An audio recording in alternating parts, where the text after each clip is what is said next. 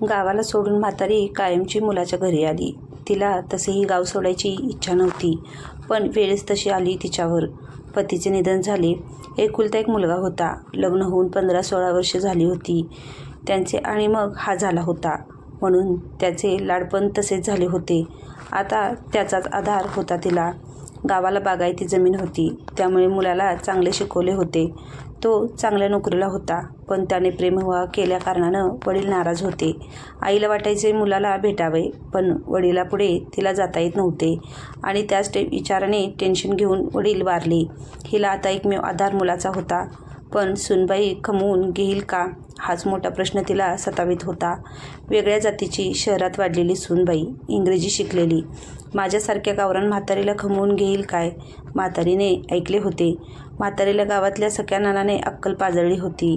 लेक तुया असेल ग, पर सूनबाई कोणाची कोण? नेतील तिकटं नी टाकतील वृद्धाश्रमात. वृद्धाश्रम हा शब्दच म्हातारीसाठी नवका होता.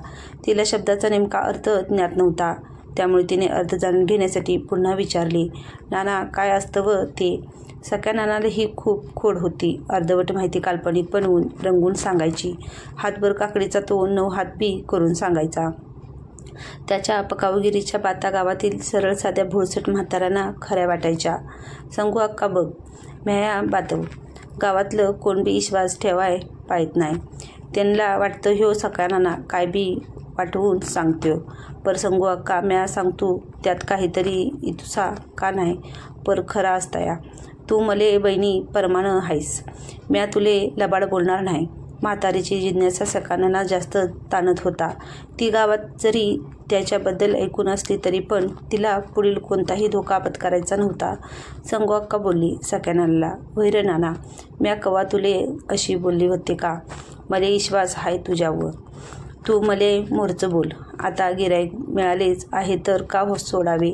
मग सगळ्यांना सांगायला लागला, अगं संगू अक्का, शहरा बाजारात लोका वैतागली जाता की मग म्हाताऱ्या कोताऱ्याला देत्यात सोडून तिकडं.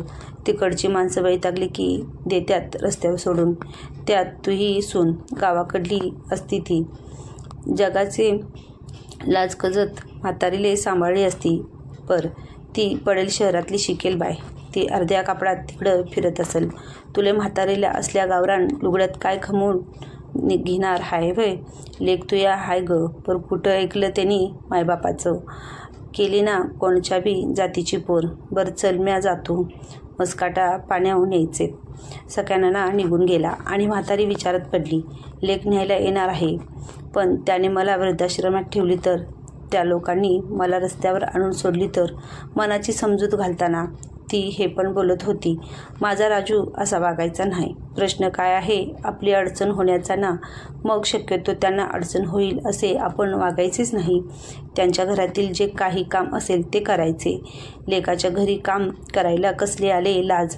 नातवंड पण आहे बोलला, त्याला सांभाळेन. शेवटी लेकाला पण लाज आहेच की, कोणीही बोलेल. एका आईला सांभाळता नाही आली. आज ती निघाली मुलाकडे कायमस्वरूपी. गावातील लोक तिला निरोप देताना रडत होती. तिला पण गाव सोडायला जीवावर आले होते. ज्या मुलाला आणि सुनेला आपण नाकारले, आज त्यांच्या पायाशी जावे लागते आहे. आयुष्यभर स्वाभिमानात जगणारी संगू अक्का आज मनात स्वतःला लाचार समजत होती. गावातल्या थोड्याफार शिकलेल्या बाया घरात सासऱ्यांशी कसे वागायच्या हे ती बघायची, तरी त्या घरच्यांनी देखून बघून केलेल्या. ही तर कुठेच आपल्याशी वास्ता न ठेवणारी. म्हातारीला मनात सुनेविषयी भीती वाटत होती, त्यात ती नोकरी करणारी.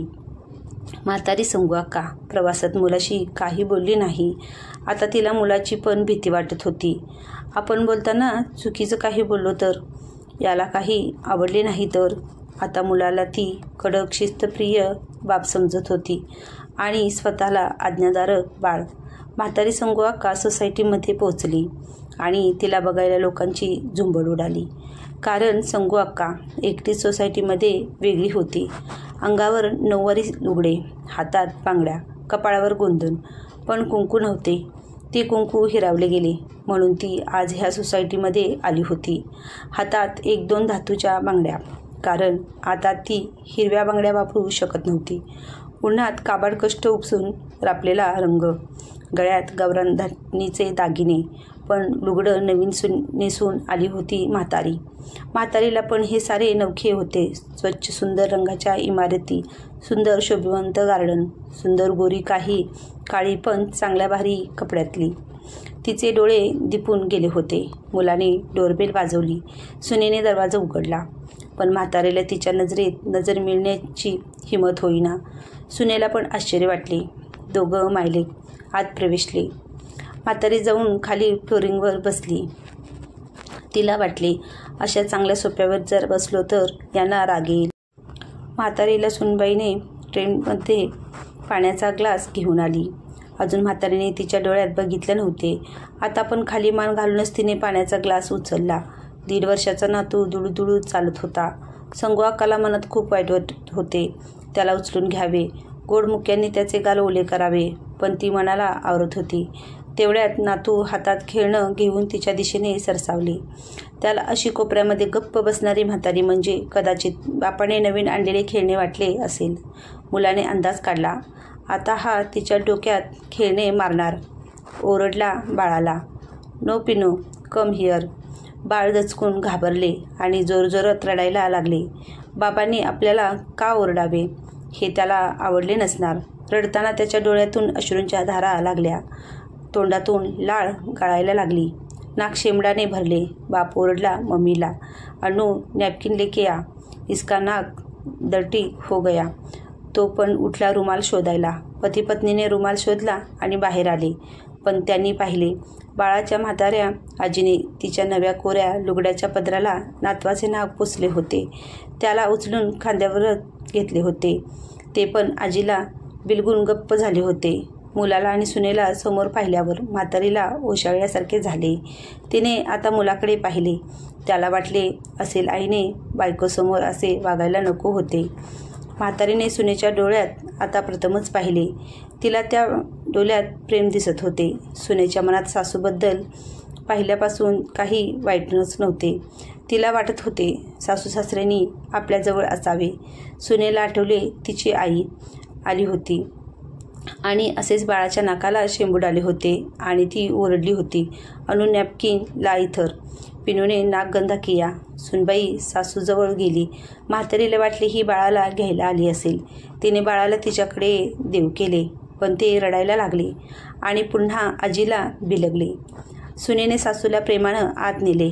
आता नातवाला आजी, सुनेला सासू, मुलाला आई तर पहिल्यापासून होतीच, पण म्हातारीला मुलगी नकळत मिळाली होती. कथा कशी वाटली हे मला कमेंटमध्ये नक्कीच सांगा. आवडली असेल तर लाईक करा आणि चॅनलवर नवीन असाल तर सबस्क्राईब नक्कीच करा. धन्यवाद.